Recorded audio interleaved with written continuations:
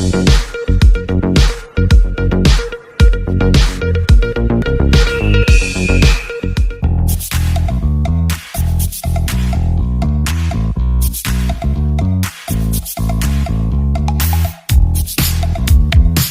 silaturahmi, Partai Golkar dekati 6 partai politik di Pilkada Kota Probolinggo.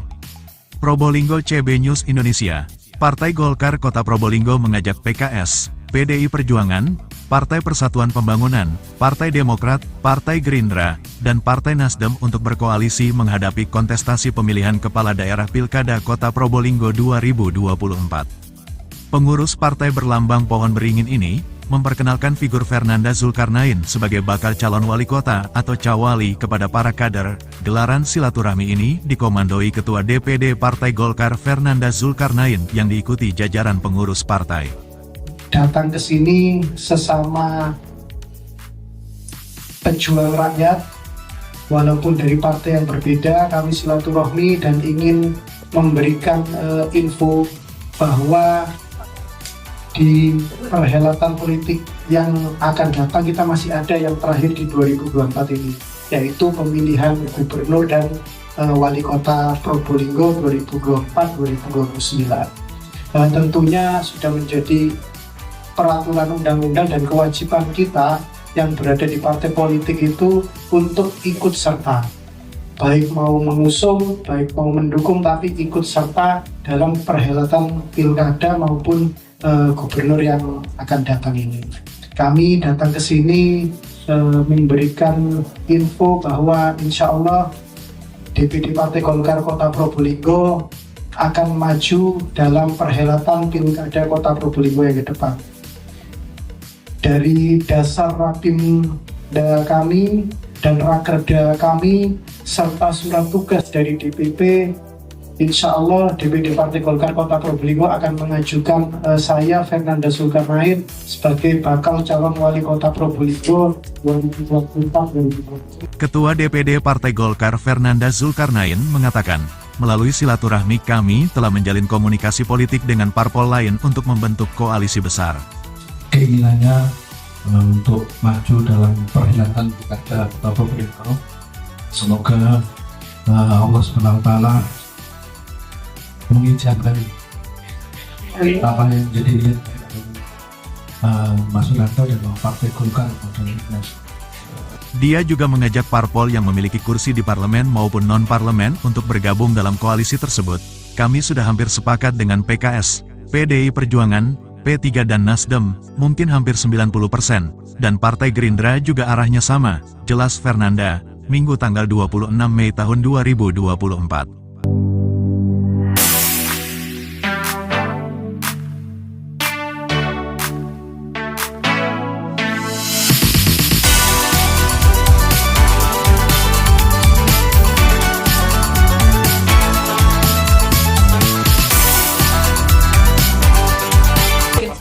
Terima kasih, ini satu kehormatan buat kita Partai Demokrat bahwa Partai Golkar menyatakan dirinya untuk maju dalam kontestasi Pilkada Kota Probolinggo di bulan November ini, dan Partai Demokrat yang dalam perhelatan Pileg 2024 ini kita tidak beruntung untuk bisa mendudukkan wakil kita di DPRD, tapi masih dihargai oleh Partai Golkar untuk hadir di DPC ini, di tempat kami, sehingga itu suatu kebanggaan buat kami bahwa keberadaan kami masih tetap diperhitungkan dalam perpolitikan Kota Probolinggo. Betul.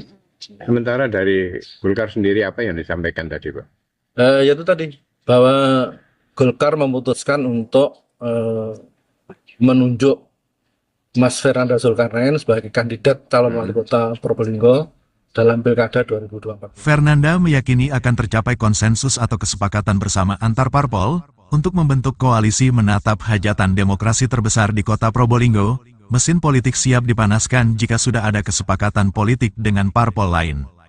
Ini sudah saatnya Partai Golkar menjadi partai pengusung cawali dan cawawali dalam kontestasi Pilkada Kota Probolinggo. Total jumlah kursi parpol di luar Golkar sebanyak 16 kursi, Jika parpol-parpol ini bersatu, besar kemungkinan Golkar memenangi pilkada yang akan datang, dan saya yakin itu bisa terwujud untuk membangun kota Probolinggo lebih baik dan maju. Jelas Fernanda, Mamat Abdullah dan Gogon Harum, koresponden CB News Indonesia mengabarkan dari kota Probolinggo, Jawa Timur. Setelah lalu, saya juga ingat yang bocoran sini hujan-hujan, memang hijau, satu dengkul itu waktu itu, apa namanya, airnya yang ini.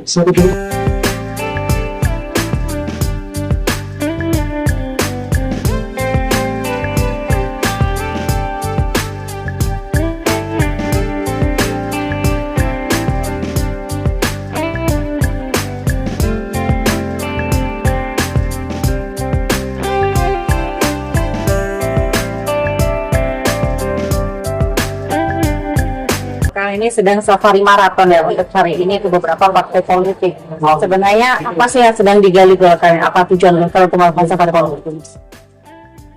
Jadi memang kegiatan kita pada hari ini memang safari politik. Karena memang kenapa kok dalam satu hari kami memang berusaha dalam satu hari ini untuk berkomunikasi dengan semuanya sehingga tidak ada yang tinggal. Di silaturahmi ini kita jalin bersama karena kami ingin membangun kota Probolinggo yang lebih baik itu secara nasional. Mas Anda, apakah ini juga ada tujuannya untuk membangun koalisi besar dari beberapa pertemuan tadi? Terkait koalisi itu kan harus dari dua belah pihak.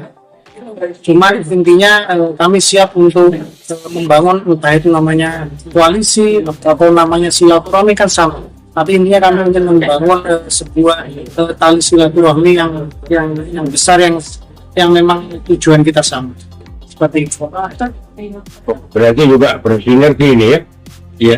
Ya, kami dalam rangka memajukan kota Probolinggo. betul, kami mengajak seluruh elemen baik partai politik, ormas masyarakat bahkan rakyat pun untuk berkoalisi dengan kami istilahnya bersama dengan kami sejajar kami untuk membangun kota.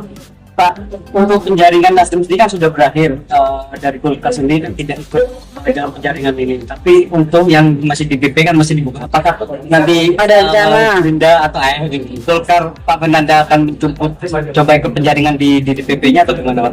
Insya Allah tidak ada yang tidak mungkin ya.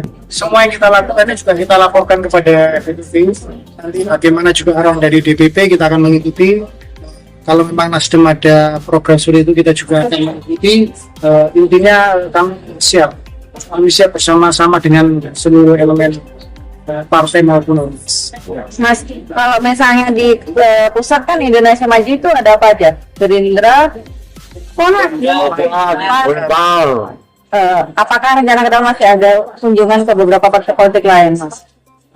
Insya Allah kita akan membangun komunikasi dengan partai politik. Semua kita akan komunikasi.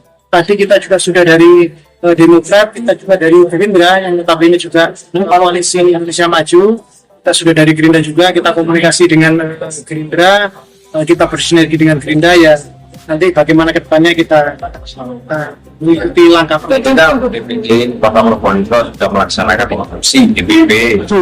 Jadi kita sudah melaksanakan pendaftaran dan penjaringan sesuai jadwal.